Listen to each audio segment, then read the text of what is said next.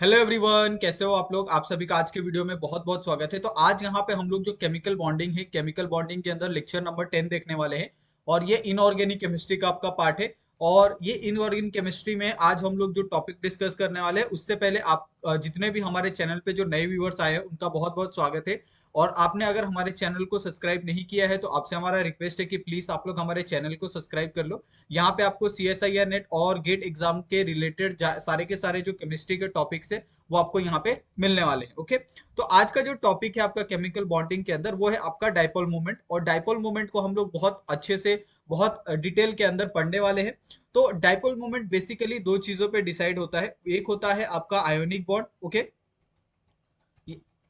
Ionic bond, और दूसरा होता है आपका कोवेलेंट बॉन्ड। ओके, तो ये दोनों चीजों पे हम लोग एक एक कॉन्सेप्ट हम लोग पढ़ते हैं। ओके, ये दोनों जो कॉन्सेप्ट है वो हम लोग बहुत अच्छे से यहाँ पे हम लोग क्या करने वाले हैं, एक्सप्लेन करने वाले हैं। ओके, सबसे पहले अगर हम लोग बात करें आयोनिक बॉन्ड के बारे में, तो आयोनिक बॉन्ड आपको किस किस किस कैरेक्टर के बारे में बताता है, तो आयोनिक बॉन्ड आपको बताता है कोवेलेंट कैरेक्टर के बारे में। ओके, तो ये चीज आपको ध्यान रखनी होगी कि आयोनिक बॉन्ड किसके बारे में डिस्क्राइब करता है। ये डिस्क्राइब करता है आपके कैरेक्टर, कोवेलेंट कैरेक्टर के बारे में। और कोवेलेंट कैरेक्टर को हम लोग पढ़ते हैं फैजान्स रूल से। ओके, तो ये आपको कहीं ना कहीं आपने फैजान रूल के बारे में सुना होगा। ओके, आपने पढ़ा भी होगा, लेकिन अगर आपको याद नहीं है तो हम इस आज के टॉपिक में जो डाइपोल मोमेंट है उसको कवर करने के बाद जो हमारा नेक्स्ट टॉपिक होगा वो पूरी तरह से किसके ऊपर बेस होगा, फैजान रूल के ऊपर होगा। और उसके अंदर हम लोग आयोनिक बॉन्ड के बारे में पढ़ेंगे, कोवेलेंट कैरेक्टर्स के बारे में देखेंगे। ये सारी चीजें यहाँ पे हम लोग देखने वाले हैं। ओके, आज यहाँ पे देखोगे कि जो आपका कोवेलेंट बॉन्ड होता है वो बेसिकली किसके ऊपर डिपेंडेंट होता है। वो डिपेंडेंट होता है, उससे क्या आपको पता चलता है, उससे पता चलता है आपका आयोनिक जो कैरेक्टर होते हैं उसके बारे में हमें पता चलता है। ओके, और ये कैरेक्टर किस पे आपको डिसाइड करते हैं, ये कैरेक्टर आपको डिसाइड होते हैं डाइपोल मूवमेंट के हिसाब से। ओके, तो आज के टॉपिक में हम लोग डाइपोल मूवमेंट के बारे में ही पढ़ेंगे। और नेक्स्ट टॉपिक में हम लोग क्या करने वाले हैं, नेक्स्ट टॉपिक में हम लोग जो फैजान रूल है उसके बारे में हम लोग डिस्कस करने वाले हैं इन ब्रीफ, बहुत डिटेल के अंदर। ओके, तो आज का जो टॉपिक होने वाला है ये तो आपको पता चल गया है। आज का टॉपिक होने वाला है हमारा डाइपोल मूवमेंट। ओके, तो यहाँ पे मैं आपको लिख देता हूँ, ये डाइपोल मूवमेंट के अंदर आप क्या क्या चीजें पढ़ोगे। ठीक है, डाइपोल मोमेंट। ओके, तो डाइपोल मोमेंट के अंदर बेसिकली हम लोग दो चीजों के बारे में पढ़ते हैं। ओके, वो दो चीजें कौन कौन सी है, पहला है आपका पोलार, ठीक है, पोलार कैरेक्टर और नॉन पोलार। ओके, ये बहुत से लोगों के बीच पे अभी भी एक कंफ्यूजन होता है कि पोलार और नॉन पोलार क्या होता है, उसको हम लोग देखेंगे। दूसरा हम लोग देखेंगे percentage of ionic character. Okay, जो हमने इसके अंदर देखा था कोवेलेंट कैरेक्टर के अंदर, जिसके अंदर हमने क्या देखा था, परसेंटेज ऑफ जो आयोनिक कैरेक्टर था उसको हमने क्या किया था, डिस्कस किया था, उसके अंदर देखा भी था। ऊपर यहाँ पे देख सकते हो, ये क्या है, डाइपोल मूवमेंट के अंदर ही आते हैं आयोनिक कैरेक्टर। और यहाँ पे दूसरा है आपका पोलार और नॉन पोलर। ओके, तो बेसिकली ये दोनों चीजें हम लोग आज डाइपोल मूवमेंट के अंदर पढ़ने वाले हैं और इसी के ऊपर हम लोग पूरा जो लेक्चर देखेंगे। और साथ में इसके जो PYQ क्वेश्चन है उसको हम लोग यहाँ पे सॉल्व करेंगे। ओके, तो सबसे पहले हम लोग देखते हैं कि पोलार और नॉन पोलार क्या होता है, क्योंकि बहुत से लोग क्या होते हैं इसी के अंदर कंफ्यूज होते हैं। ओके, और अगर हम इसको मैथमेटिकली रिप्रेजेंट करें तो बहुत आसान है। अगर आप इसको मैथमेटिकली रिप्रेजेंटेशन इसका देखना चाहते हो तो इसको हम लोग क्या करते हैं, सबसे पहले इसका मैथमेटिकली रिप्रेजेंटेशन करते हैं पोलार और नॉन पोलार का। ओके, तो आज का जो टॉपिक होने वाला है सबसे पहला होने वाला है आपका polar and non polar. Okay, तो आपको इसके अंदर कंफ्यूज नहीं हो रहा है, क्योंकि हम सबसे पहले किसके बारे में बात करने वाले हैं, पोलार और नॉन पोलार के बारे में बात करेंगे। देन उसके बाद हम लोग मूव करेंगे आपका परसेंटेज ऑफ आयोनिक कैरेक्टर को। ओके, तो पोलार और नॉन पोलार में हम लोग दो चीजें देखते हैं। इसके अंदर आपको आयंस होते हैं, एक होता है आपका डेल्टा पॉजिटिव और दूसरा होता है आपका डेल्टा नेगेटिव। ओके, जब आप क्या करते हो, एक जगह से दूसरी जगह पे जाते हो ना, तो जो आपका आयोनिक कैरेक्टर है वो क्या होता है, चेंज होता है, जिसको हम लोग डेल्टा पॉजिटिव और डेल्टा नेगेटिव से रिप्रेजेंट करते हैं। ओके, अगर आप इसको एज अ मैथमेटिकली अगर आप इसको रिप्रेजेंट करना चाहते हो तो आप इसको मैथमेटिकली भी रिप्रेजेंट कर सकते हो। मैथमेटिकली आप कैसा रिप्रेजेंट कर सकते हो यहाँ पे मैं आपको बताता हूँ। ओके, यहाँ पे मैं थोड़ा सा ये कर लेता हूँ। ओके, तो इसका जो मैथमेटिकली रिप्रेजेंटेशन है उसको यहाँ पे हम लोग करते हैं पोलार और नॉन पोलार का, तो ताकि आपको बहुत डिटेल के अंदर ये सारी चीजें समझ में आ जाए। ओके, मैथमेटिकल, तो अगर आप मैथमेटिकली रिप्रेजेंटेशन करना चाहते हो तो ये क्या हो गया आपका, ये आपको पता है यहाँ पे इसका इसके बीच का जो डिस्टेंस होता है वो होता है Q इंटू डी होता है। ओके, इस चीज को हम लोग क्या कहते हैं, एक जो क्या बोलते हैं इसको हम लोग पोलार या नॉन पोलार को जब हम डिसाइड करते हैं ना तो इसमें हम लोग म्यू वैल्यू फाइंड करते हैं। ओके, म्यू यानी डाइपोल मोमेंट हम लोग फाइंड करते हैं, और डाइपोल मोमेंट का जो फॉर्मूला होता है वो होता है आपका charge multiply by distance. Okay, और जिसके अंदर आपको पता है कि अगर आप कभी भी मैथमेटिकली अगर आप रिप्रेजेंटेशन करते हो तो आपको ये फॉर्मूला हमेशा याद रखना है, mu is equal to charge multiply by आपके पास डिस्टेंस। ओके, ये आपके पास क्या हो गया, ये आपके पास हो गया डाइपोल मोमेंट हो गया। ठीक है, ये आपके पास क्या हो गया, ये आपके पास हो गया चार्ज। ठीक है, आपको सारी चीजें याद रखनी है, और ये आपके पास क्या हो गया, ये हो गया आपके पास डिस्टेंस हो गया। ठीक है, ये तीन चीजें अगर आपको याद है तो ये तीन चीजों के ऊपर ही आप पूरा का पूरा जो मैथमेटिकल रिप्रेजेंटेशन है वो आप निकाल सकते हो। साथ में जितना भी आपका आयोनिक कैरेक्टर है वो सारी चीजों को भी आप यहाँ पे फाइंड कर सकते हो। ओके, अभी हम बात करते हैं पोलार और नॉन पोलार की, कि इसके अंदर आप पोलार और नॉन पोलार कैसे पहचानोगे, क्योंकि आपके पास यहाँ पे एक ये है मैथमेटिकल रिप्रेजेंटेशन है डाइपोल मूवमेंट का। ओके, लेकिन जब भी आपको पोलार और नॉन पोलार फाइंड करने के लिए कहा जाए ना, पोलार और नॉन पोलार, तो आप एक चीज हमेशा ध्यान रखना। ठीक है, आपने यहाँ पे एक चीज हमेशा ध्यान रखना कि आपने यहाँ पे क्या निकालना है, डाइपोल मोमेंट की वैल्यू निकालनी है।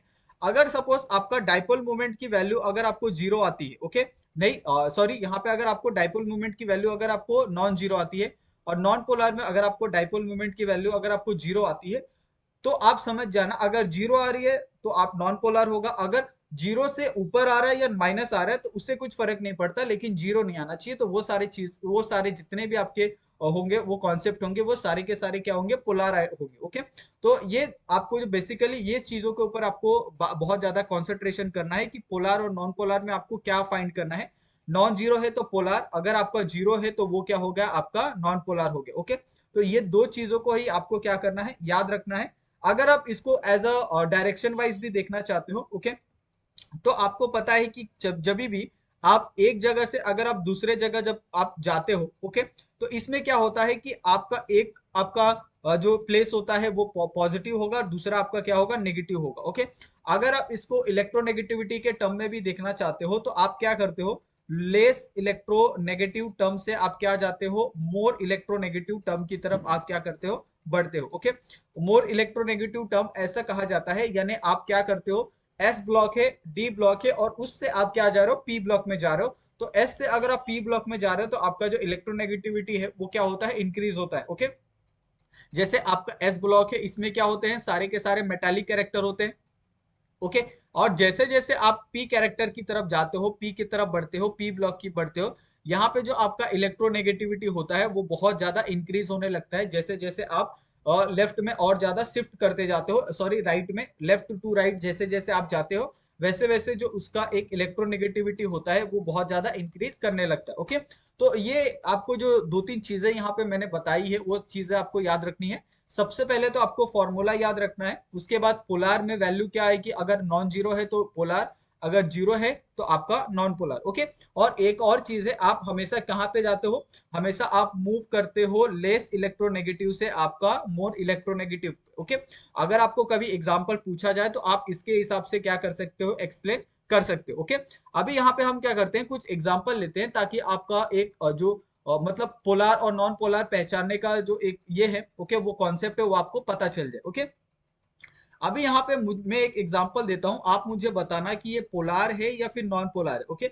सबसे पहले मैं एग्जांपल लिखूंगा, फिर उसके बाद मैं क्या करूंगा, इसको एक्सप्लेन करूंगा, लेकिन सबसे पहले तो आपको क्या करना होगा, इसको बताना होगा, और इसका कमेंट मुझे चाहिए। आप इसका कमेंट करके मुझे बताओगे बिना आंसर देखे। ओके, यहाँ पे आपके पास एक एग्जाम्पल है। ओके, ये एग्जाम्पल है आपके पास BF3 का। ओके, अभी मुझे आप बताओगे कि ये वाला जो एग्जाम्पल हमने लिखा है ये पोलार है या नॉन पोलार है, ये आपको सबसे पहले फाइंड करना है। ओके, आपके पास क्या है, फॉर्मूला है, फॉर्मूला क्या है, mu is equal to Q plus आपका डी। ओके, ये आपके पास क्या है, फॉर्मूला है। ठीक है, सॉरी क्यू इंटू डी है, आप यहाँ पे थोड़ा सा करेक्ट कर लो। ठीक है, Q इंटू डी है। ओके, यानी चार्ज मल्टीप्लाई बाय डिस्टेंस, ये आपके पास क्या है, डाइपोल मोमेंट का फॉर्मूला है, और डाइपोल मोमेंट के हिसाब से ही आपको क्या करना है, यहाँ पे वैल्यू निकालनी है। जिसके अंदर आपको पता है कि अगर आपका डायपोल मोमेंट की वैल्यू अगर आप जीरो आती है तो ये हो जाता है आपका नॉन पोलर, ठीक है, ये आपको पता है। और अगर आपके डायपोल मोमेंट की वैल्यू अगर नॉन जीरो आ जाइए तो ये हो जाता है आपका पोलर। ओके, तो ये आपको दोनों कॉन्सेप्ट पता है और यही दोनों कॉन्सेप्ट का इस्तेमाल करके आपको क्या करना है, वैल्यू निकालना है। ओके, अभी यहाँ पे अगर आप देखोगे कि कभी भी अगर आपको कोई कंपाउंड दिया होगा तो आप सबसे पहले उसको बिना, आप ऐसे ही आप पोलर और नॉन पोलर आप नहीं बताओगे। ओके, मैं यहाँ पे आपको जितने भी अगर आपको कॉन्सेप्ट दिए जाते हैं, जितने भी क्वेश्चन आपको पूछे जाते हैं कॉम्पिटेटिव एग्जाम के अंदर हो या फिर आपके कॉलेज के एग्जाम के अंदर हो, जब तक आपके पास पूरा एक 100% श्योर ना हो किसी भी कंपाउंड के बारे में, तब तक आपको उसके बारे में नहीं लिखना है कि वो पोलर हो या नॉन पोलर। ओके, उसके बारे में आपको फाइंड करना है। ओके, और ये कैसे फाइंड करते हैं, ये हम फाइंड करते हैं उसके स्ट्रक्चर से। तो सबसे पहले तो आपको क्या करना है, जो भी आपके पास कंपाउंड दिया है उस कंपाउंड का हम सिंपली क्या करो, एक स्ट्रक्चर बना लो। ओके, जैसे यहाँ पे हम क्या करते हैं, यहाँ पे एक सिंपली हम लोग इसका स्ट्रक्चर बना लेते हैं। ये आपके पास बोरोन हो गया, ठीक है, यहाँ पे आपके पास एक फ्लोरीन हो गया, यहाँ पे आपके पास एक फ्लोरीन हो गया, और यहाँ पे आपके पास क्या हो गया, एक फ्लोरीन हो गया। ओके, ये आपके पास 3 फ्लोरीन है, ये आपको पता है। अभी आप देखो यहाँ पे ध्यान से, हमने क्या कहा था कि आप जब भी क्या करना है, आपको लेस, ओके, लेस इलेक्ट्रोनेगेटिव से आपको कहाँ जाना है, मोर इलेक्ट्रोनेगेटिव पे जाना है। ओके, ये हमने एक कॉन्सेप्ट आपको दिया था, ऊपर जाके आप देख सकते हो। इसमें भी क्या होगा कि जो बोरोन होगा, बोरोन क्या है आपके पास लेस इलेक्ट्रोनेगेटिव है, और जो आपका फ्लोरीन है वो क्या है आपका मोर इलेक्ट्रोनेगेटिव है। तो आप क्या करोगे, यहाँ पे नीचे से ऊपर जाओगे, सेम कंडीशन आपका यहाँ पे भी होगा और सेम कंडीशन यहाँ पे भी होगा। ओके, अभी आप यहां तक पहुंचे, अभी आप यहाँ पे अभी भी नहीं बता सकते कि ये पोलर है या नॉन पोलर है। ओके, आपके पास ये दो आपके पास क्या है कॉन्सेप्ट है, सिर्फ आपको इतना ही पता है कि यहाँ पे अगर हम लोग इस तरीके से आते हैं तो पोलर होगा, और यहाँ पे ऐसा वैल्यू आता है तो नॉन पोलर होगा। लेकिन यहाँ पे आपकी वैल्यू ये जो ये है डाइपोल मोमेंट की वैल्यू है वो कैसे निकलेगी। ओके, तो डाइपोल मोमेंट की वैल्यू निकालना बहुत सिंपल है, ये मैं आपको यहाँ पे बताता हूँ। ओके, आपको पता है कि जब ये वैल्यू ऊपर जा रही है तो इसका जो म्यू रिजल्टेंट है, ओके, वो म्यू रिजल्टेंट यहाँ पे आएगा, ठीक है, ये आपका म्यू रिजल्टेंट यहाँ पे आएगा। अगर आपका म्यू रिजल्टेंट यहाँ पे म्यू आता है, ओके, अगर आपका म्यू रिजल्टेंट यहाँ पे म्यू आता है, क्योंकि क्या होगा जब ये ऊपर जाएगा और ये एक नीचे आएगा म्यू रिजल्टेंट, तो इसका जो फोर्स होगा वो क्या हो जाएगा, यहाँ पे इस तरीके से कट हो जाएगा। ओके, यानी ये क्रॉस और ये दोनों क्या हो जाएंगे, क्रॉस हो जाएंगे। ओके, यानी सपोज आपके पास कैसा है, आपके दो मेंटेलिटी के आपके फ्रेंड है, एक बहुत अच्छा पॉजिटिव सोचता है और एक बहुत नेगेटिव सोचता है। तो आप मुझे बताओ, जो पॉजिटिव सोचेगा वो हमेशा ऊपर रहेगा और जो नेगेटिव सोचेगा वो नीचे रहेगा। क्या उन दोनों में आपको किसी तरह की कोई भी एक जो एक इक्वलिटी है, समानता है, वो आपको देखने के लिए मिलेगी कभी भी, अभी या इन फ्यूचर कभी भी नहीं देखने के लिए मिलेगी। वो सेम चीज है यहाँ पे भी होती है, जब आप पोलर से नॉन पोलर, सॉरी, जब आप इलेक्ट्रोनेगेटिव से मोर इलेक्ट्रोनेगेटिव जाते हो तो वहां पे क्या होता है कि आप उस डायरेक्शन में जा रहे हो। ओके, सेम चीजें क्या हो रही है यहाँ पे, सारे डायरेक्शन अगर सेम हो तो वहां पे इक्विलिटी सेम देखने के लिए मिलती है। ओके, यहाँ पे आपको सभी इक्विलिटी, यहाँ पे सभी चीजों में आप देखोगे कि हम लोग लेस इलेक्ट्रोनेगेटिव से कहाँ जा रहे हैं, मोर इलेक्ट्रोनेगेटिव जा रहे हैं। तो इसकी वजह से क्या होगा, यहाँ पे जो सारे के सारे जो चार्जेस होंगे वो सारे के सारे चार्जेस क्या होंगे, इक्वल होंगे। ओके, यानी यहाँ पे जो वैल्यू होगी, वो वैल्यू यहाँ पे आप किस तरीके से डिसाइड करोगे, ये वैल्यू आप यहाँ पे इस तरीके से डिसाइड करोगे कि यहाँ पे जो वैल्यू आएगी वो क्या होगी, mu is equal to zero होगी, जो होगा आपका नॉन पोलर होगा। ओके, अभी यहाँ पे ये तो पता चल गया आपका ये क्या है, नॉन पोलर है। ओके, क्योंकि यहाँ पे mu is equal to zero आता है। लेकिन आप यहाँ पे देखो, यहाँ पे मैंने एक आपको टर्म लिखा था, ये टर्म था क्या आपके पास, म्यू रिजल्टेंट। ओके, तो ये म्यू रिजल्टेंट क्या होता है वो आप निकाल सकते हो, बहुत सिंपल है।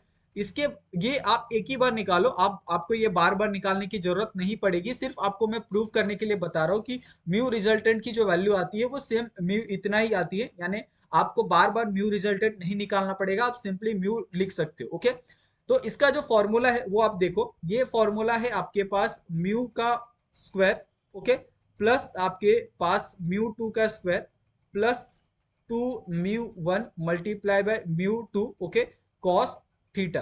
अभी यहाँ पे देखो, एक चीज आपको ये ध्यान रखनी होगी कि इनके बीच में जो एंगल है वो एंगल कितने का है, 120 का है। ओके, तो आप सिंपली क्या करो, थीटा की जगह 120 आप पुट कर दो। ओके, तो ये क्या हो जाएगा, आपके पास म्यू का स्क्वायर प्लस आपके पास म्यू का स्क्वायर प्लस आपके पास two mu one multiply by mu two cos 120। Okay, ये आपने लिख दिया यहाँ पे।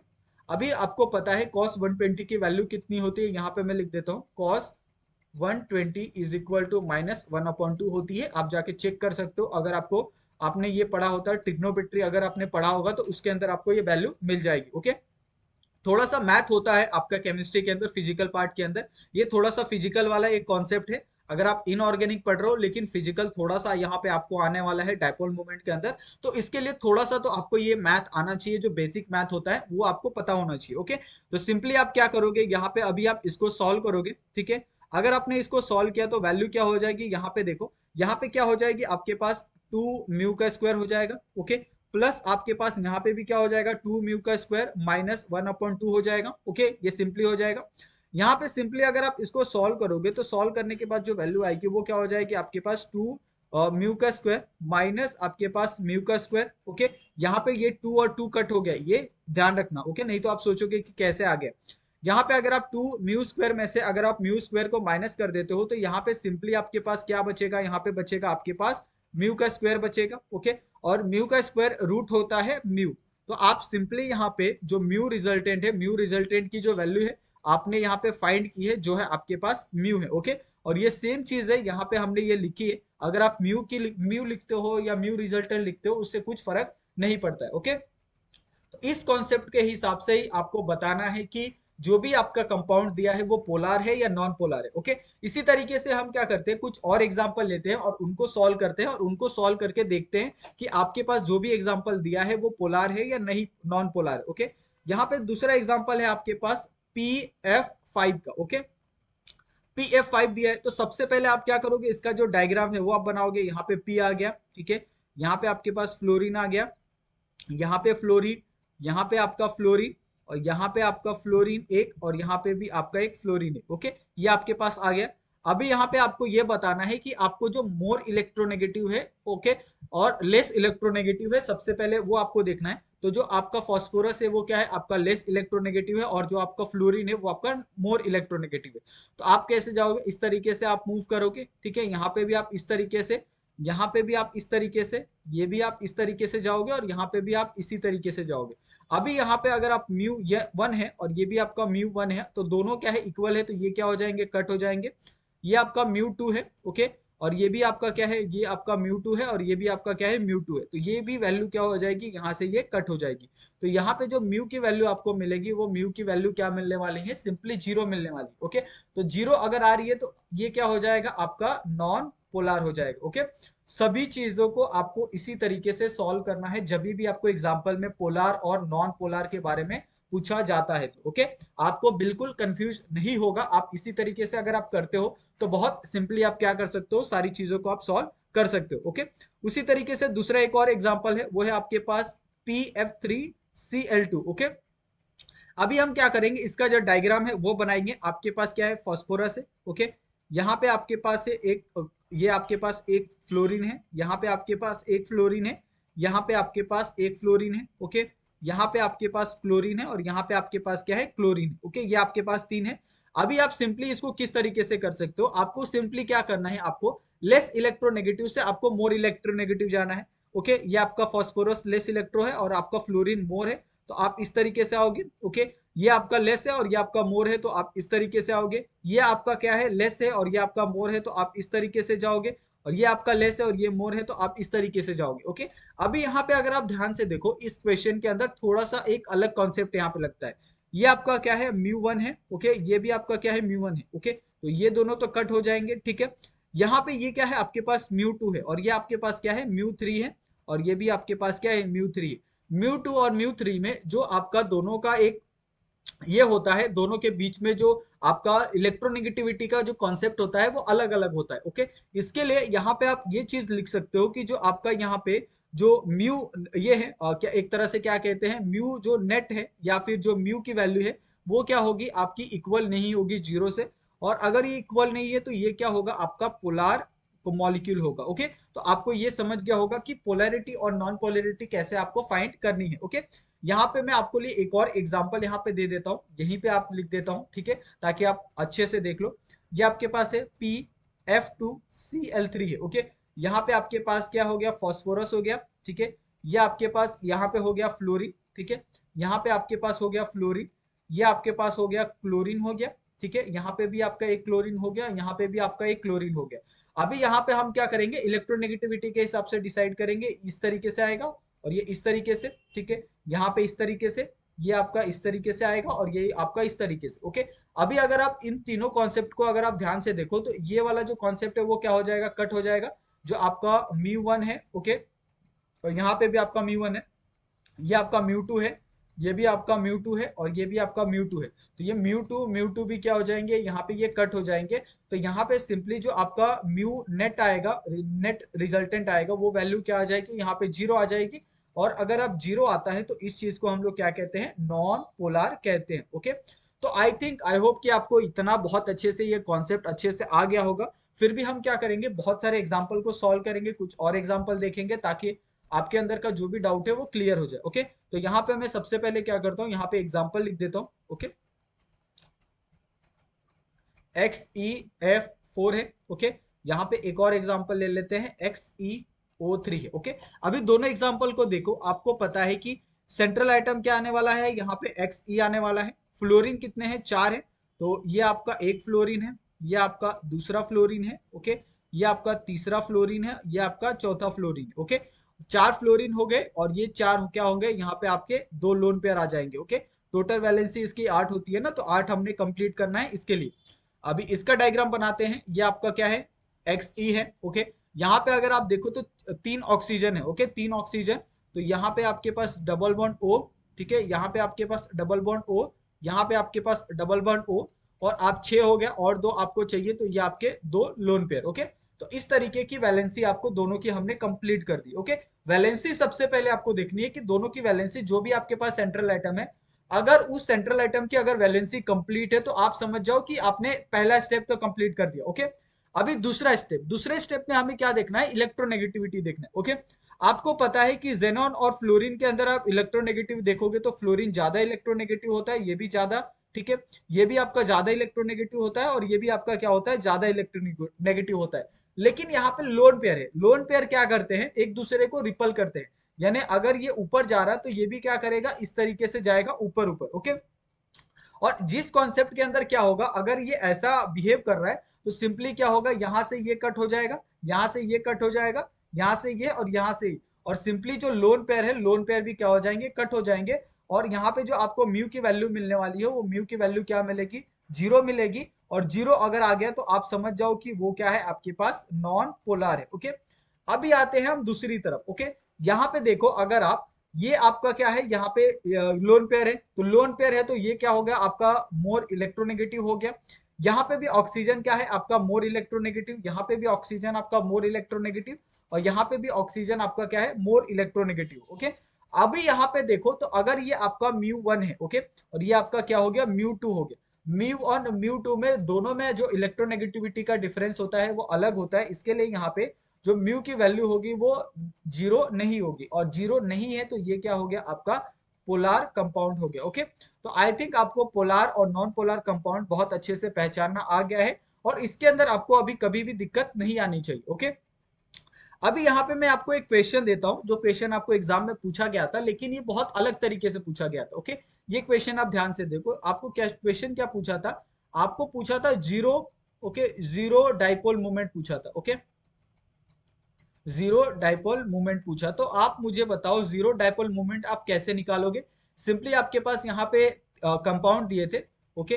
पहला कंपाउंड दिया था आपको SiCl4 दिया था, ओके। दूसरा कंपाउंड दिया था आपको NF3 दिया था। तीसरा कंपाउंड दिया था आपको POCl3 दिया था। चौथा कंपाउंड दिया था आपको ट्रांस, ओके, SnCl4, यहाँ पे आपको दिया था PY ट्वाइस, ओके। ये आपके पास क्या था, एक 4 कंपाउंड दिए थे, ओके। अभी आपको क्या करना है, यहाँ पे आपका ये पहला कंपाउंड, ये आपका दूसरा कंपाउंड, ये आपका तीसरा कंपाउंड, और ये आपका चौथा कंपाउंड, ओके। ये सभी कंपाउंड में आपको पहचानना है कि कौन सा जीरो डाइपोल मोमेंट है, ओके। तो हम क्या करेंगे, एक एक करके सभी का डायग्राम यहाँ पे बनाएंगे। ये आपका सिलिकॉन हो गया, सिलिकॉन के साथ यहाँ पे आपका एक क्लोरीन, यहाँ पे एक क्लोरीन हो गया, यहाँ पे आपका एक क्लोरीन हो गया, और यहाँ पे आपका एक क्लोरीन, ओके। दूसरा यहाँ पे आपका ये नाइट्रोजन हो गया, नाइट्रोजन के साथ यहाँ पे एक फ्लोरीन हो गया, यहाँ पे आपका एक फ्लोरीन हो गया, यहाँ पे आपका एक फ्लोरीन, और एक आपका लोन पेयर जो इसको कंप्लीट करता है। ओके, उसी तरीके से यहाँ पे भी आपका ये फॉस्फोरस हो गया, फॉस्फोरस के साथ यहाँ पे आपका एक डबल बॉन्ड ऑक्सीजन, यहाँ पे आपके पास क्लोरीन हो गया, यहाँ पे भी आपका क्लोरीन, और यहाँ पे भी आपका क्या हो गया, क्लोरीन हो गया। अभी यहाँ पे ट्रांस SnCl4 बनाते हैं, तो ट्रांस का मतलब आप क्या हो जाएगा, यहाँ पे Sn आ जाएगा, ठीक है, ये आपका Cl आ जाएगा, यहाँ पे भी आपका Cl, यहाँ पे भी आपका Cl हो गया, और यहाँ पे भी आपका Cl। ट्रांस बोला है तो एक ऊपर आएगा Py, और एक क्या आ जाएगा, नीचे आएगा। ट्रांस है, इसके लिए यहाँ पे आपको अलग अलग यहाँ पे दिखाई दे रहा है, लेकिन चार आपके सेम है Cl, इसके लिए आपको यहाँ पे लग रहा होगा कि ट्रांस नहीं है, लेकिन ये ट्रांस है एक्चुअली में। अगर आपको वहां पे Cl2 दिया होता तो Cl2 हम लोग क्या कहते हैं, ट्रांस लेते, और बाकी के जो दो कंपाउंड है उसको हम लोग ट्रांस लेते। ओके, ये इस तरीके से हमने चारों का यहाँ पे जो डायग्राम है वो हमने बना दिया है। अभी चारों को हम क्या करेंगे, यहाँ पे देखेंगे कि कौन सा जीरो डाइपोल यहाँ पे शो कर रहा है। ओके, सबसे पहले देखो यहाँ पे आपका क्या करना है, आपको लेस इलेक्ट्रोनेगेटिव से मोर इलेक्ट्रोनेगेटिव जाना है। ओके, तो यहाँ पे आप देखो कि जो क्लोरीन है आपका क्या है, मोर इलेक्ट्रोनेगेटिव है, तो यहाँ पे जो आपका म्यू आएगा वो म्यू क्या आ जाएगा, जीरो आ जाएगा। ओके, ये सारे कट हो जाएंगे, इसकी वजह से ये कट हो जाएगा, ये और ये। ओके, अभी यहाँ पे देखो, ओके, नाइट्रोजन पे क्या है, यहाँ पे अगर ये क्या है, म्यू 1 है, और यहाँ पे आपका जो फ्लोरीन है ये भी फ्लोरीन है, और ये भी फ्लोरीन, ये भी क्या है, इलेक्ट्रोनेगेटिव है। लेकिन यहाँ पे दोनों का जो डाइपोल है वो डाइपोल क्या है, अलग अलग है। अगर दोनों का डाइपोल अलग अलग है तो ये क्या कभी भी जीरो नहीं हो सकती। ओके, उसके बाद तीसरे में देखो, यहाँ पे क्या है, ऑक्सीजन क्या है आपका, इलेक्ट्रोनेगेटिव है। यहाँ पे भी क्लोरीन आपका इलेक्ट्रोनेगेटिव है, क्लोरीन आपका इलेक्ट्रोनेगेटिव है, क्लोरीन आपका इलेक्ट्रोनेगेटिव है। तो सिंपली यहाँ पे जो डाइपोल आएगा वो डाइपोल क्या हो जाएगा, जीरो हो जाएगा। अगर आप ट्रांस में देखते हो तो आपका ऑफकोर्स ये आपका इलेक्ट्रोनेगेटिव है, ये भी आपका इलेक्ट्रोनेगेटिव है, क्लोरीन, यहाँ पे भी क्लोरीन, यहाँ पे भी क्लोरीन, और यहाँ पे भी क्लोरीन। ओके, तो इस तरीके से यहाँ पे सारे के सारे क्या है, एक दूसरे को डाइपोल्स इक्वली है। ओके, ये अगर आपका म्यू 1 है तो ये सारे के सारे क्या है, आपके म्यू 2 है। जितने भी क्लोरीन आपको दिख रहे हैं वो सारे के सारे क्या है, आपके पास म्यू 2 है, और ये इक्वली क्या हो जाएंगे, यहाँ पे कैंसिल कर देंगे, तो म्यू की वैल्यू यहाँ पे क्या आ जाएगी, जीरो आ जाएगी। तो यहाँ पे तीन आपको क्या हो रहा है, यहाँ पे जीरो डाइपोल के जो मूवमेंट है वो आपको यहाँ पे देखने के लिए मिल रहे हैं। और ऐसे सब जो क्वेश्चन होते हैं आपको MSQ में आते हैं, या मल्टीपल चॉइस क्वेश्चन, वो तो ऐसे में आप देखोगे कि आपको दो से एक से ज्यादा आपको क्वेश्चन क्या होना, वो करना पड़ता है, आपको सेलेक्ट करना पड़ता है। ओके, तो इस तरीके से आप क्या कर सकते हो, वो सेलेक्ट कर सकते हो। ओके, ये तो यहां तक समझ गए। लेकिन कभी कभी क्या होता है, आपको कंपैरिजन पूछा जाता है। अगर आपको कंपैरिजन पूछा जाए तो आप कंपैरिजन कैसे लिखोगे, वो यहाँ पे आपको देखना पड़ेगा। ओके, तो यहाँ पे हम कुछ ये लेते हैं। ओके, जैसे कुछ क्वेश्चन लेते हैं यहाँ पे, अगर आपको मैंने पूछा कि डायपोल मोमेंट का आपको कंपैरिजन बताना। ओके, डायपोल मोमेंट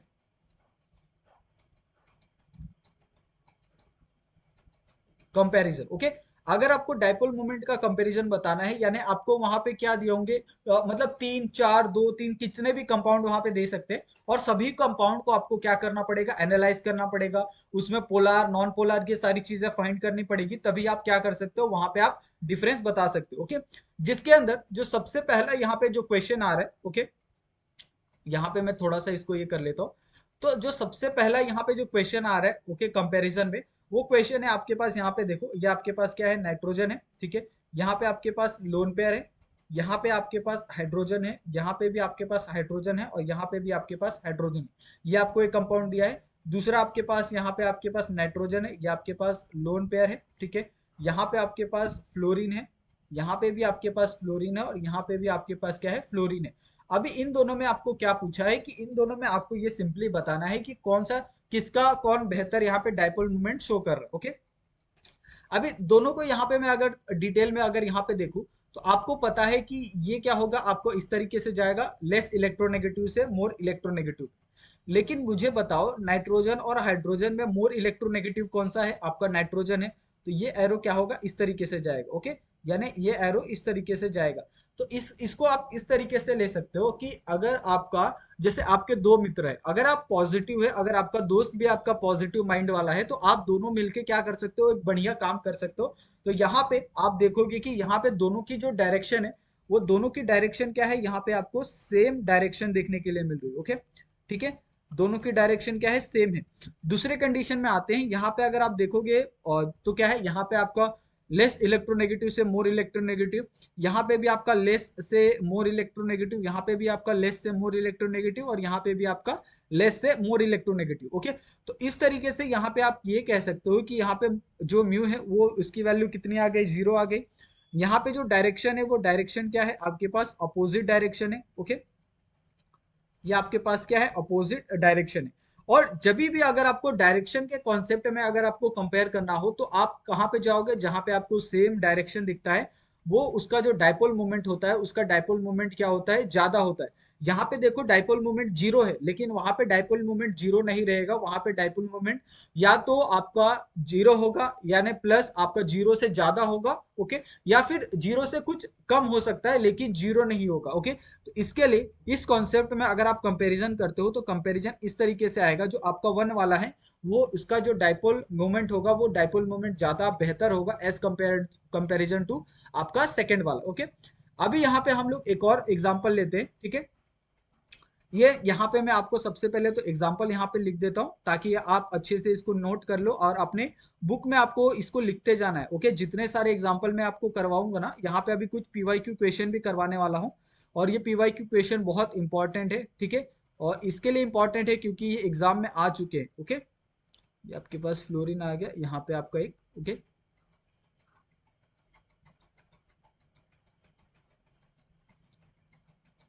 एक यहाँ पे और एक यहाँ पे। ओके, हमने क्या किया यहाँ पे, ऑर्थो, मेटा और पैरा पे तीनों पे क्या किया, फ्लोरीन को चेंज किया है। ओके, और कुछ नहीं किया। अभी आपको अगर मुझे मैं पूछूं कि आप इसके अंदर अगर आप कंपैरिजन बताओ तो कैसे बताओगे। यहाँ पे ये क्या है, आपके पास कार्बन है, यहाँ पे भी आपके पास कार्बन है, और यहाँ पे भी आपके पास कार्बन है। ओके, तो कार्बन और फ्लोरीन में अगर आप देखोगे तो ये क्या है, इस तरीके से जाएगा मोर इलेक्ट्रोनेगेटिव की तरफ। यहाँ पे भी सेम इसी तरीके से इसी डायरेक्शन में जाएगा। यहाँ पे देखो तो यहाँ पे क्या करेगा, इस डायरेक्शन में जाएगा, और यहाँ पे ये इस डायरेक्शन में जाएगा। ओके, यहाँ पे देखोगे तो ये आपको इस डायरेक्शन में, और यहाँ पे ये इस डायरेक्शन में जाएगा। ओके, यानी ये सिंपली क्या कर रहा है, जहां जहां पे मोर इलेक्ट्रोनेगेटिव है उस डायरेक्शन में क्या कर रहा है, वो जा रहा है। ओके, अभी अगर आपको तीनों में कंपैरिजन करना हो तो कैसे करोगे। ओके, यहाँ पे अगर आप देखोगे तो यहाँ पे आपको जो डायरेक्शन है, ओके, वो डायरेक्शन क्या मिल रही है, सेम डायरेक्शन मिल रही है। ओके, यहाँ पे देखोगे तो पूरा टोटली क्या है, आपको अपोजिट डायरेक्शन मिल रही है। ओके, यहाँ पे आपको टोटली क्या मिल रही है, अपोजिट डायरेक्शन यहाँ पे मिल रही है। लेकिन यहाँ पे सेकंड वाले में देखो, यहाँ पे आपको क्या हो रहा है, यहाँ पे आपको पूरा ना ही अपोज दिख रहा है, ना ही आपको वहां पे पूरा सेम डायरेक्शन दिख रहा है। तो इस कंडीशन में हम लोग क्या कह सकते हैं कि यहाँ पे आपको एक तरह से जो इक्वल होता है, या फिर आप मतलब एक तरह से जो बीच का होता है ना। ओके, यहाँ पे आप क्या कर सकते हो, इस तरह से इसको इक्वल लिख सकते हो। ओके, इक्वल और मिडल। ओके, तो यहाँ पे आपको ये डायरेक्शन मिल रहा है। अभी अगर आप तीनों में कंपेयर करो तो आपको पता है कि यहाँ पे सेम डायरेक्शन है। ओके, सेम डायरेक्शन है तो इसका डायपोल ज्यादा होगा। यहाँ पे ये मिडल है, इक्वल है, तो इसका बाद इसका डायरेक्शन आएगा। उसके बाद जो सबसे कम होता है वो किसका होता है, जो अपोजिट में होते हैं उनका जो डायपोल होता है वो सबसे कम होता है। इस तरीके से आप इस चीज को क्या कर सकते हो, कंपेयर कर सकते हो। ओके, तो इसी तरीके से आपको बहुत सारे एग्जाम्पल आएंगे, आपको इसी तरीके से क्या करना है, सॉल्व करना है। ओके, यहाँ पे मैं एक और एग्जांपल लेता हूं। ठीक है,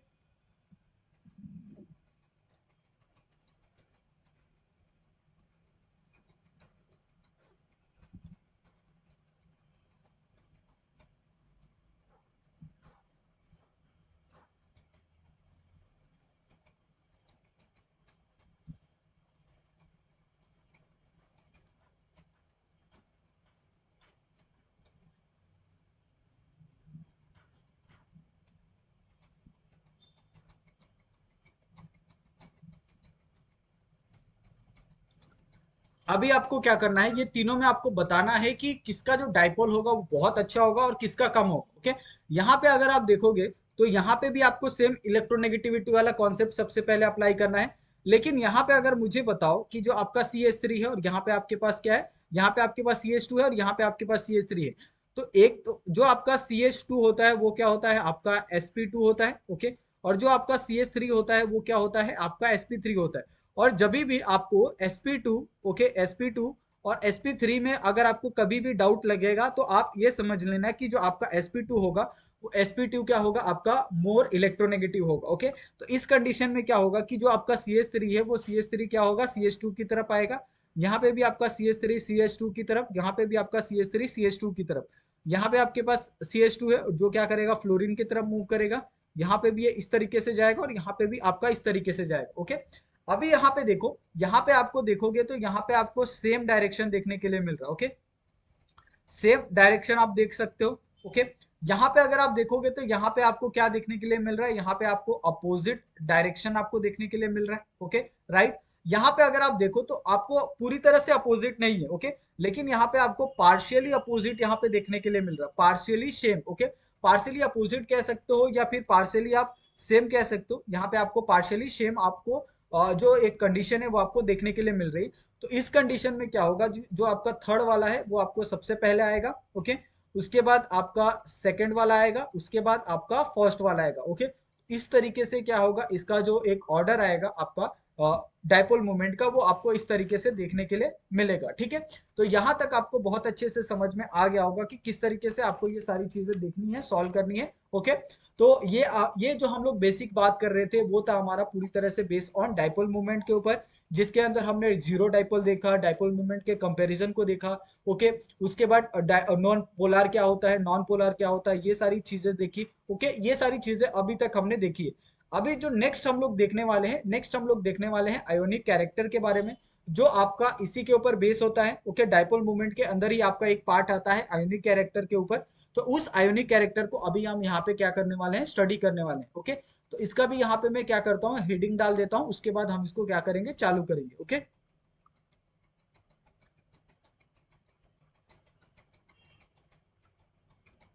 ionic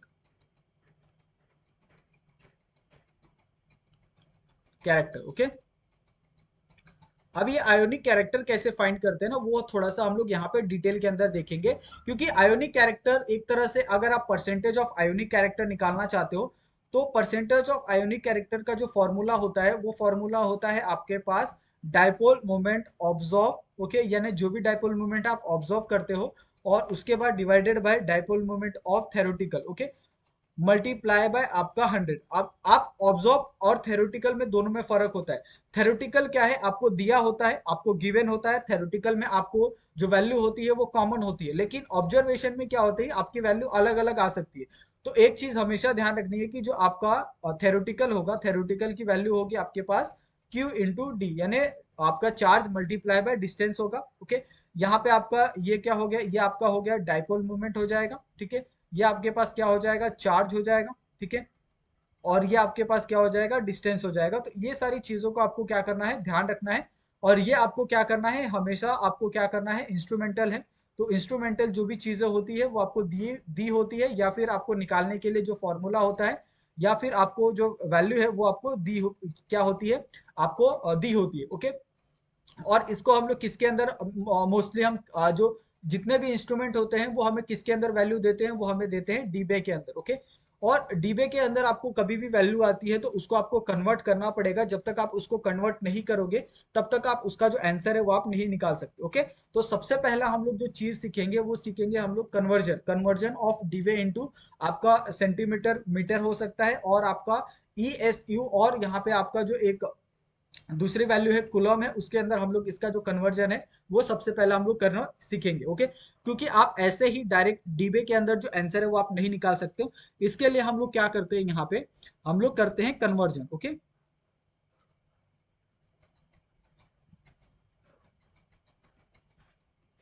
conversion of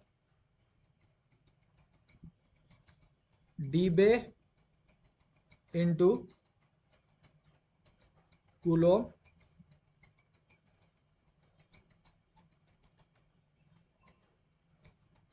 ESU, and दूसरा है आपके पास मीटर, ESU और सेंटीमीटर। आप इसके अंदर हमको क्या करना है, सिंपली आपको ये करना है, आपको मीटर में जाना है या सेंटीमीटर में जाना है, आपको कुलॉम में जाना है या आपको ESU में जाना है, वो आपके ऊपर है। ठीक है, यहाँ पे हम क्या करते हैं, ये आपका थोड़ा सा यहाँ पे इसको चेंज कर देते हैं। ठीक है, यहाँ पे क्या आएगा आपका, यहाँ पे आएगा सेंटीमीटर या फिर आपका मीटर में। ओके, इस तरीके से आपको क्या करने वाला है, इसका जो कन्वर्जन है आपको करना है, और फिर कन्वर्जन के बाद ही आपको क्या करना है, इसके जो क्वेश्चन है आपको सॉल्व कर सकते हो, तब तक आप इसके सारे के सारे क्वेश्चन को आप सॉल्व नहीं कर सकते। ओके, और एक बात हमेशा आपको ध्यान रखनी है कि जो आपकी डीवे की वैल्यू होती है ना, एक जो डीवे की वैल्यू होती है वो कितनी होती है, यहाँ पे मैं लिख देता हूँ। एक डीवे की वैल्यू होती है 10⁻18 ESU कुलोम। ओके, कुलोमीटर, ये आपकी क्या होती है, एक आपकी डीवे की वैल्यू होती है।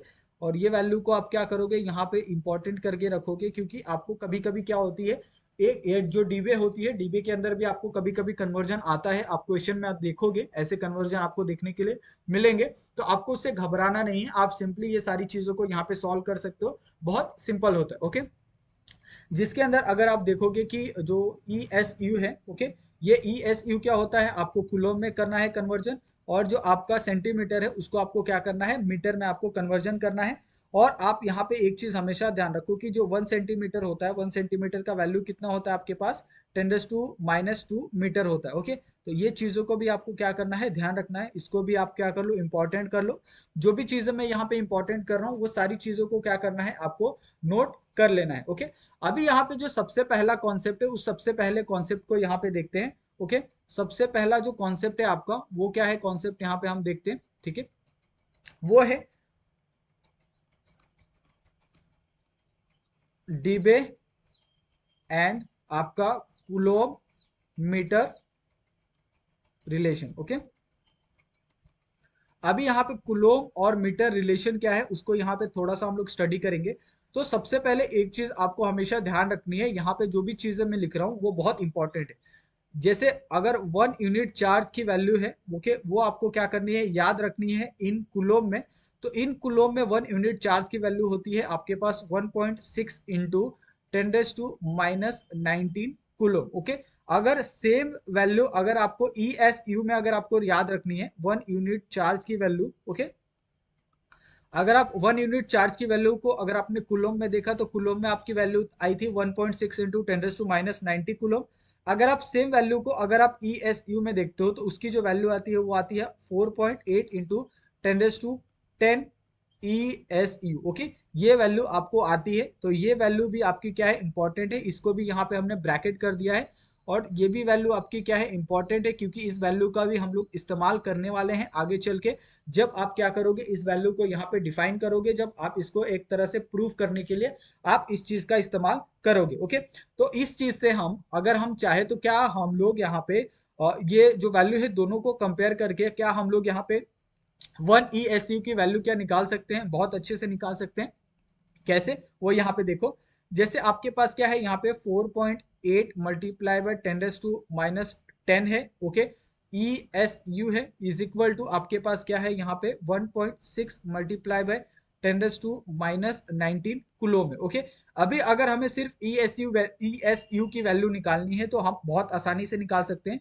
ई S U is equal to 1.6 multiply by 10⁻⁻19 coulomb, okay, divided by 4.8 multiply by 10⁻⁻10 आ जाएगा। ओके, तो जो आपके पास ई एस यू की जो वैल्यू आएगी वो कितनी आ जाएगी, आपके पास 1.3 मल्टीप्लाई बाय 10⁻⁹ कुलोम आ जाएगी। ओके, और ये जो आपके पास 1 ई एस यू की जो वैल्यू आई है वो आपको क्या करनी है, हमेशा ध्यान में रखनी है। इसके लिए क्या करता हूँ, इसको मैं एज अ इम्पोर्टेंट यहाँ पे लिख के दे देता हूँ। ठीक है, इंपॉर्टेंट इसके लिए क्यों है, क्योंकि ये सारी जितनी भी वैल्यू हमने यहाँ पे लिखी है इंपॉर्टेंट, वो सभी वैल्यू का हम लोग क्या करते हैं, इस्तेमाल करते हैं आगे जाके। ओके, तो ये आपको पता चल गया। अभी आपके पास क्या था, एक डीबे का फॉर्मूला था। ओके, तो 1 D/, का जो फॉर्मूला था वो आपके पास क्या था, वो हम लोग यहाँ पे थोड़ा सा रिकॉल करते हैं।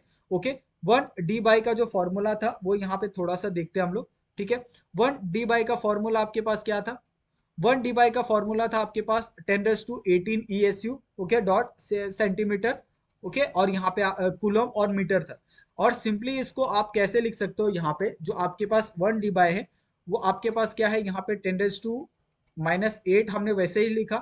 उसके बाद क्या था आपके पास, यहाँ पे हमने ESU की वैल्यू निकाली जो है आपके पास 1.3 मल्टीप्लाई बाय 10⁻⁻19 कुलोम। ओके, और उसके बाद हमने निकाली सेंटीमीटर की जो वैल्यू है वो है आपके पास 10⁻⁻2 मीटर। ओके, तो ये हमने क्या की, सारी की सारी वैल्यू निकाली और उसको यहाँ पे हमने रखा। और इस कंडीशन पे के साथ हम लोग जो डी बाई की वैल्यू है वो हम लोग क्या कर सकते हैं, फाइंड कर सकते हैं।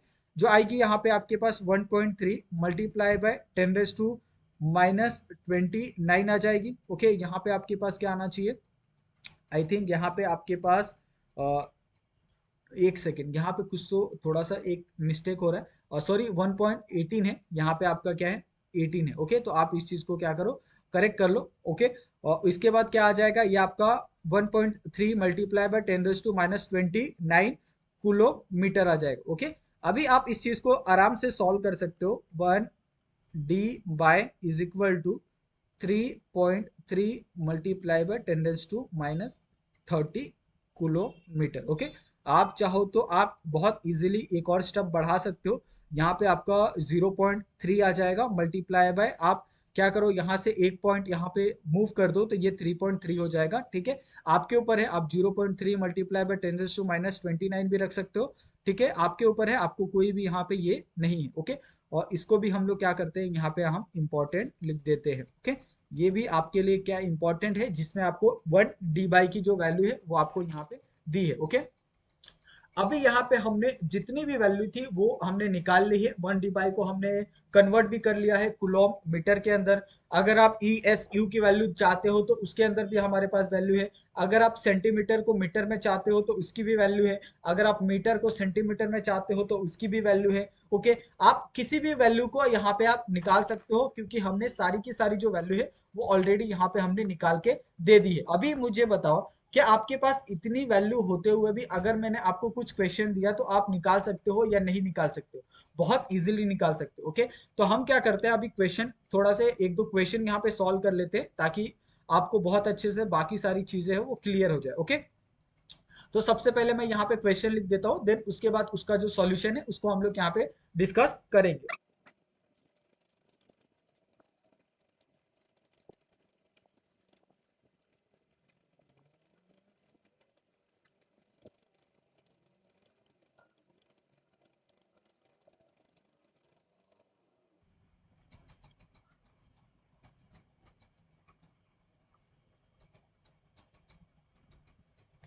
अभी यहाँ पे देखो, आपके पास एक क्वेश्चन है जिसके अंदर आपको क्या दिया है कि observe dipole moment of HCl molecule is 1.30 dB दिया है। ओके, यानी आपको ऑब्जर्व डाइपोल मोमेंट तो दे दिया है, और उसके अंदर आपको H और Cl के बीच का जो बॉन्ड लेंथ है वो भी आपको यहाँ पे दिया है। और आपको सिर्फ क्या पूछा है, आपको परसेंटेज ऑफ आयोनिक कैरेक्टर क्या करना है, यहाँ पे आपको निकालना है। ओके, तो सबसे पहले यहाँ पे अगर आप देखोगे कि जो आपके पास H और Cl है, ओके, उनके बीच का जो डिस्टेंस है वो आपको दिया है, वो है आपके पास 1.235 ओके एमस्ट्रॉन दिया है। ओके, तो सिंपली आप यहाँ पे देखोगे तो ये आपका क्या हो गया, प्लस कैरेक्टर हो गया, और ये आपका क्या हो गया, माइनस कैरेक्टर हो गया। ओके, जो क्या होते हैं, आयंस होते हैं। मोस्टली जब हम लोग डाइपोल पढ़ते हैं उसके अंदर हम लोग आयंस के बारे में ही हम लोग डिस्कस करते हैं, चाहे आपका पॉजिटिव आयन हो या नेगेटिव आयन। ओके, सिंपली अगर आप यहाँ पे देखोगे, इसका जो फॉर्मूला होता है आपको पता है, इसका फॉर्मूला होता है आपके पास Q होता है, और Q आपके पास क्या है, यहाँ पे 1 यूनिट चार्ज है। ठीक है, हमें यूनिट चार्ज नहीं पता है, इसके लिए हम लोग क्या कर रहे हैं, यहाँ पे 1 यूनिट चार्ज क्या कर रहे हैं, कंसिडर कर रहे हैं चार्ज को। ओके, Q को हम लोग यहाँ पे 1 यूनिट चार्ज क्या कर रहे हैं, कंसिडर कर रहे हैं, ये आप याद रखना। ओके, कंसिडरिंग, तो considering charge is equal to 1 unit charge. Okay, ये हमने क्या किया यहाँ पे डिस्कस किया है। अभी आपके पास क्या है, परसेंटेज ऑफ जो आयोनिक कैरेक्टर है उसका जो फॉर्मूला है वो है आपके पास mu is equal to observe, okay, divided by mu is equal to theoretical. ये आपके पास फॉर्मूला है, मल्टीप्लाई बाय 100। ओके, अभी आपको क्या करना है, इसी फॉर्मूले का इस्तेमाल करके आपको क्या करना है, सॉल्व करना है। उससे पहले यहाँ पे अगर आप देखोगे तो आपके पास कहीं ना कहीं एमस्ट्रॉन दिया है। 1 एमस्ट्रॉन की वैल्यू को अगर हम लोग यहाँ पे इसमें मीटर में लिखें तो मीटर में क्या आता है, -10⁻10 मीटर आता है। अगर आप सेम वैल्यू को अगर आप सेंटीमीटर में लिखते हो तो सेंटीमीटर में क्या आता है आपका, 10⁻8 सेंटीमीटर आता है। ओके, तो आप क्या करोगे, ये सारी चीजों को भी आपको क्या करना है, ध्यान में रखना है, क्योंकि ये सारी चीजें आपको सिर्फ इसी क्वेश्चन के लिए नहीं है, बल्कि आगे जितने भी क्वेश्चन आप करोगे उसके अंदर भी आपको बहुत ज्यादा हेल्प करेगी। आपके पास क्या है, ये वैल्यू आपको दिया है, गिवन दिया है। ओके, और ये वैल्यू को क्या करना है, आपको यहाँ पे निकालना है। ओके, ये वैल्यू आपको गिवन नहीं दी है, तो सबसे पहले हम क्या करेंगे, जो म्यू थेरोटिकल है उसको हम लोग निकालेंगे, जिसके फॉर्मूला क्या होता है, क्यू इंटू डी होता है। ओके, आपके पास क्यू की वैल्यू क्या है, आपके पास 1 यूनिट चार्ज है। ओके, 1 यूनिट चार्ज आपको दिया है। ओके, और मल्टीप्लाई बाय आपके पास डिस्टेंस दिया है, वो कितना है आपके पास 1.235 एमस्ट्रॉन दिया है। ओके, अभी यहाँ पे आप मुझे बताओ 1 यूनिट चार्ज की वैल्यू है वो हमें किस में लेनी है, वो हमें लेनी है आपको ESU में लेनी है। ओके, क्योंकि अगर आप देखोगे तो यहाँ पे आपको क्या दिया है, पूरा का पूरा जो क्वेश्चन दिया है आपको डीबे में दिया है। ओके, और डीबे को आपको किसके अंदर कन्वर्ट करना है, वो आपको कन्वर्ट करना है ESU के अंदर। ओके, तो सिंपली अगर आप यहाँ पे देखोगे 1 यूनिट चार्ज की वैल्यू को जो हमने ESU में लिया था, वो वैल्यू क्या है आपके पास 4.8 मल्टीप्लाई बाय 10⁻10। ओके, तो सेम वैल्यू को हम क्या करेंगे, यहाँ पे प्लॉट कर देंगे 4.8 मल्टीप्लाई बाय 10⁻10। ओके, यहाँ पे लिख देंगे ESU मल्टीप्लाई बाय, यहाँ पे अभी हम क्या करेंगे, यहाँ पे हमने ESU लिया है तो यहाँ पे हम सेंटीमीटर में लेंगे, तो 1.235 मल्टीप्लाई बाय 10⁻⁻8 सेंटीमीटर। ओके, ये आपकी वैल्यू आ गई। अभी आपको क्या करना है, यहाँ पे अगर आप ध्यान से देखो, ये आपके पास क्या हो गया, 4.8 मल्टीप्लाई बाय 1.235 -10 और -8 इज इक्वल टू कितना हो जाएगा, 10⁻18। यहाँ पे आपके पास आ जाएगा ESU। Okay, multiply bye centimetre, ये आपके पास क्या हो गया, एक इक्वेशन बना। अभी यहाँ पे आप इस इक्वेशन को आप ध्यान से देखो, यहाँ पे मैं क्या करता हूँ, इसको अंडरलाइन करता हूँ। आप क्या करो, इस इक्वेशन को ध्यान से देखो, क्या मैंने ये इक्वेशन कहीं फाइंड किया है। ओके, यहाँ पे अगर आप ध्यान से ऊपर ऊपर जाते हो तो आपको ये इक्वेशन मिलेगा, जो है आपके पास 1 डी की इक्वेशन, जिसमें हमने निकाला था कि 10⁻18 ESU डॉट सेंटीमीटर। ओके, तो यहाँ पे आपको सिंपली आपको 1 डी की जो वैल्यू है वो आपको यहाँ पे मिल गई। तो आप क्या करोगे, 1 डी की जो वैल्यू है यहाँ पे आप प्लॉट कर दो 4.1 सेकेंड। यहाँ पे कलर चेंज हो गया था, तो ये कलर क्यों, क्या करते हैं यहाँ पे, एक सेकेंड थोड़ा सा मिस्टेक हो गया। तो यहाँ पे वैल्यू क्या आ जाएगी आपके पास, 4.8 multiply bye 1.235 multiply by 1 D. Okay, आपके पास ये वैल्यू आ गई। आप सिंपली इसको सॉल्व कर लो। ओके, तो यहाँ पे अगर आप सॉल्व करते हो तो यहाँ पे आपके पास क्या आता है, 4.8 मल्टीप्लाई बाय 125 डी। ओके, आप इसको एज इट इज भी रख सकते हो, आप चाहो तो इसको सॉल्व भी कर सकते हो। 4.8 मल्टीप्लाई अगर आप 1.23 करना चाहते हो तो आप कर सकते हो। ओके, ये आपके पास क्या है, इक्वेशन नंबर 1 यहाँ पे हम ले लेते। फिर हमारे पास जो फॉर्मूला है, ओके, हमारे पास फॉर्मूला क्या है, यहाँ पे फॉर्मूला है आपके पास percentage of ionic character is equal to, यहाँ पे आपके पास है mu observe upon divided by mu theoretical है। ओके, मल्टीप्लाई बाय क्या है आपके पास 100 है।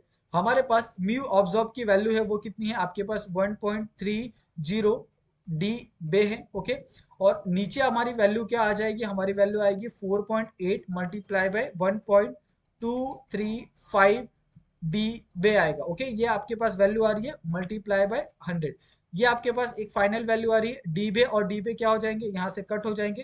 तो आपके पास फाइनल वैल्यू क्या बनेगा, 1.30 डिवाइडेड बाय क्या आ जाएगा, यहाँ पे आपके पास 4.8 मल्टीप्लाई बाय 1.235 मल्टीप्लाई बाय 100, और इज इक्वल टू इसकी जो टोटल वैल्यू आएगी वो कितनी आ जाएगी, 0.2192 multiply by 100 is equal to 21.92 percentage आएगी। ओके, तो ये जो वैल्यू होगी परसेंटेज ऑफ आयोनिक कैरेक्टर की, वो परसेंटेज ऑफ आयोनिक कैरेक्टर की जो वैल्यू आ रही है वो कितनी है आपके पास, यहाँ पे वो वैल्यू है आपके पास 21.92। अप्रोक्सीमेटली ये कितना आ जाएगा आपके पास, 22%। तो आपको कभी कभी क्या होता है, आपके क्वेश्चन के अंदर रेंज दिया होता है कि इस रेंज से इस रेंज के बीच आपका आंसर आना चाहिए। ओके, इस रेंज से इस रेंज के बीच आपका आंसर होता है, तो आपको उसी रेंज के इसी रेंज में आप, अगर आपको जो एग्जैक्ट वैल्यू आती है आप वही लिखोगे, आप अप्रोक्सीमेटली वैल्यू आप नहीं लोगे कि आपको 21.92 आया तो आप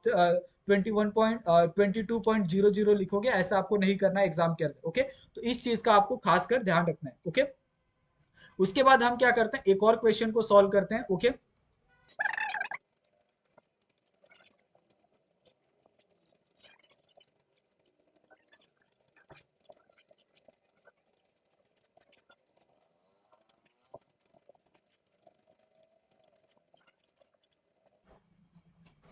अभी यहाँ पे हमारे पास दूसरा क्वेश्चन। ओके, ये क्वेश्चन को देख के बहुत लोग कंफ्यूज होंगे, 110% में कहूंगा, क्योंकि आप ये सिंपली एक क्वेश्चन कर सकते हो कि सर आपने परसेंटेज ऑफ आयोनिक कैरेक्टर का जो फॉर्मूला है वो लिखवाया है, लेकिन परसेंटेज ऑफ कोवेलेंट कैरेक्टर का जो फॉर्मूला है वो आपने नहीं लिखवाया। ओके, लेकिन मैं जब आप इस क्वेश्चन को जब मैं सॉल्व करूंगा ना, जब इसका एंडिंग होगा तो आपको एकदम बहुत अच्छे से क्लियर हो जाएगा कि परसेंटेज ऑफ कोवेलेंट कैरेक्टर निकालना जैसे a प्लस बी करना वैसे ही आपका जैसे 1+1 करना वैसे ही आपका परसेंटेज ऑफ कोवेलेंट कैरेक्टर निकालना है। ओके, तो सबसे पहले आपके पास जो भी यहाँ पे गिवन है ना, वो आप ध्यान से देखो। आपके पास क्या है यहाँ पे, और कलर चेंज कर लेता हूँ। आपके पास यहाँ पे क्या दिया है, लिथियम और आपके पास हाइड्रोजन का यहाँ पे बॉन्ड दिया है। ओके, इस बॉन्ड का जो डिस्टेंस है वो भी आपको दिया है। वो बॉन्ड का डिस्टेंस कितना दिया है आपको, 1.6 एमस्ट्रॉन दिया है। ठीक है, अभी आपको पता है कि 1 एमस्ट्रॉन की जो वैल्यू होती है, ओके, वो कितनी होती है।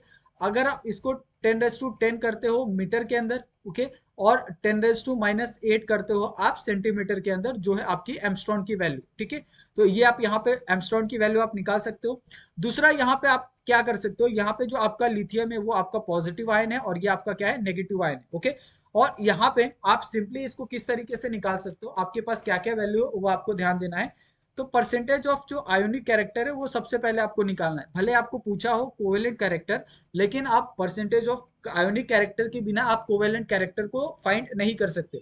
तो आप जैसे जाओगे, जैसे आपका सिंपल सा प्रोसीजर होता है, आप उसी प्रोसीजर से क्या करोगे, आगे बढ़ोगे। ओके, तो जो आपके पास परसेंटेज ऑफ आयोनिक कैरेक्टर है उसका जो फॉर्मूला है वो क्या है आपके पास, यहाँ पे dipole moment of absorb, okay, divided bye dipole moment of theoretical multiply by 100। ये आपके पास क्या है, फॉर्मूला है। डाइपोल मोमेंट ऑफ ऑब्जॉर्ब की वैल्यू यहाँ पे आपको दी है। ठीक है, तो ये यहाँ पे आपको डाइपोल मोमेंट ऑब्जॉर्ब की वैल्यू ऑलरेडी दी है यहाँ पे, 2 × 10⁻29। ठीक है, यहाँ पे अगर आप देखोगे कि जो थेरोटिकल है, थेरोटिकल की वैल्यू यहाँ पे नहीं दी है, तो इस वैल्यू को आप निकालोगे multiply by Q into D के फॉर्मूले से। ओके, तो सबसे पहले हम क्या करेंगे, यहाँ पे जो आपके पास म्यू थेरोटिकल है वो वैल्यू हम लोग निकालेंगे, जो है आपके पास चार्ज इंटू डिस्टेंस। ओके, तो चार्ज इंटू डिस्टेंस को वैल्यू को निकालने के लिए आपको क्या करना है, यहाँ पे चार्ज को लेना है 1 यूनिट चार्ज कंसीडर करना है, क्योंकि आपको यहाँ पे चार्ज नहीं दिया है। ओके, और डिस्टेंस आपको दिया है, डिस्टेंस कितना दिया है, 1.6 एमस्ट्रॉन दिया है। ओके, अभी आप देखोगे यहाँ पे ये आपको किसके अंदर करना है कन्वर्ट, ये आपको कन्वर्ट करना है मीटर के अंदर, और ये वाला कन्वर्ट करना है आपको कुलोम के अंदर। ओके, तो अगर आप इसको कुलोम के अंदर कन्वर्ट करते हो तो कुलोम के अंदर वैल्यू है 1 यूनिट चार्ज की, वो आपको ऊपर हमने लिख के दी है। ओके,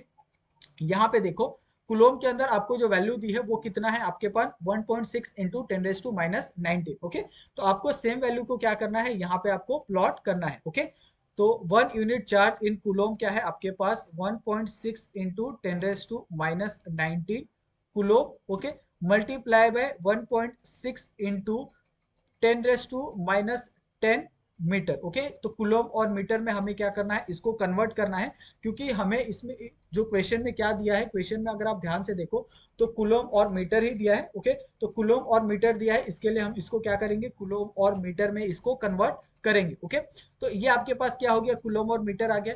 अभी आप सिंपली क्या करोगे, यहाँ पे आपका 1.6 मल्टीप्लाई बाय 1.6, ओके, ये आ गया, मल्टीप्लाई बाय 10⁻29 आ जाएगा।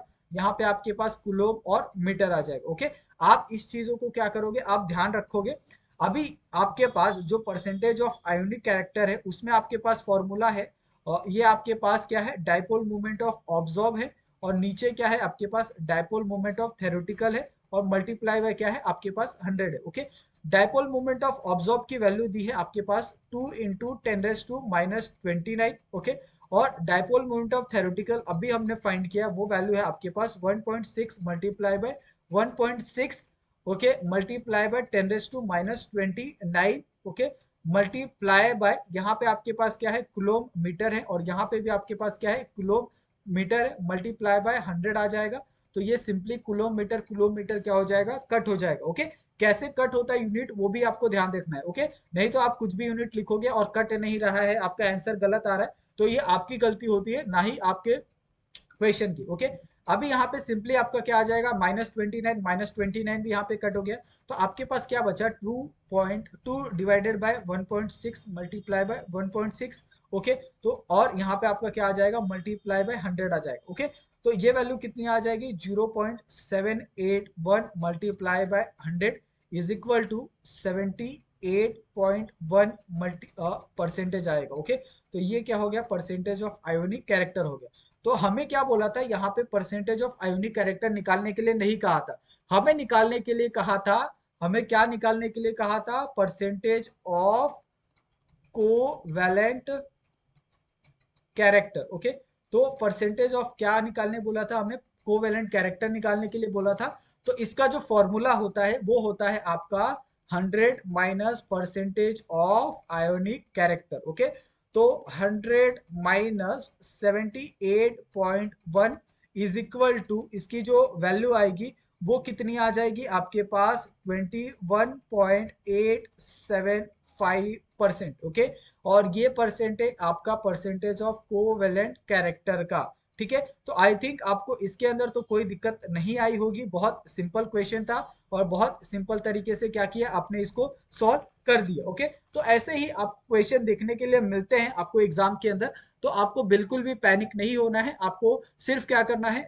यहाँ पे जो हमने कॉन्सेप्ट सिखाया है आपको, उसी कॉन्सेप्ट के हिसाब से आपको चाहे सीएसआई या नेट हो। ओके, आपको क्या करना है, जितने भी आपको पी वाई क्यू क्वेश्चन मिलते हैं ना, चाहे आपका C S I R NET के अंदर हो, ओके, आपका आई आई टी जैम के अंदर हो, ओके, और सबसे मोस्ट जो आपको देखना है वो देखना है आपको गेट के अंदर। सबसे पहले आपको ये देखना है, उसके अंदर आपको ये देखना है, और अगर आपके पास बहुत अधिक टाइम है तो फिर आप क्या करोगे, इसके ऊपर जंप करोगे वो। ओके, लेकिन आपको पीवाई क्यू क्वेश्चन सबसे पहले आपको सीएसआई या नेट के ही देखने हैं और उसके बाद आपको गेट के देखने हैं।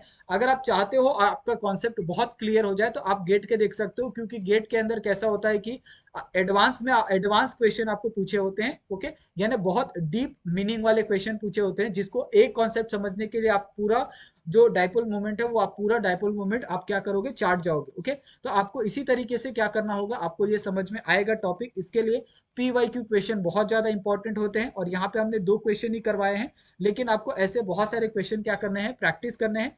अगर आपको कुछ डाउट आता है तो प्लीज आप लोग हमें इंस्टाग्राम टेलीग्राम पे आप हमें मैसेज कमेंट कर सकते हो, दोनों का लिंक आपको डिस्क्रिप्शन में मिल जाएगा। और साथ में आप हमें अगर आप व्हाट्सअप करना चाहते हो, ओके, 8668896708, ओके, तो आप क्या कर सकते हो, इसके ऊपर भी कर सकते हो। ओके, आप इस पे भी हमें मैसेज कर सकते हो। ठीक है, बहुत फाइन है, आप जो भी एजुकेशन रिलेटेड क्वेरी है आप इस पे भी हमसे पूछ सकते हो। ओके, तो थैंक यू सो मच आप सभी का, मिलते हैं हम लोग नेक्स्ट वीडियो में। तब तक के लिए आपसे हमारा एक हाथ जोड़ के निवेदन है कि प्लीज आप लोग हमारे चैनल को सब्सक्राइब करो और अपने दोस्तों के साथ भी वीडियो को शेयर करो। थैंक यू सो मच आप सभी का, मिलते हैं हम लोग नेक्स्ट वीडियो में।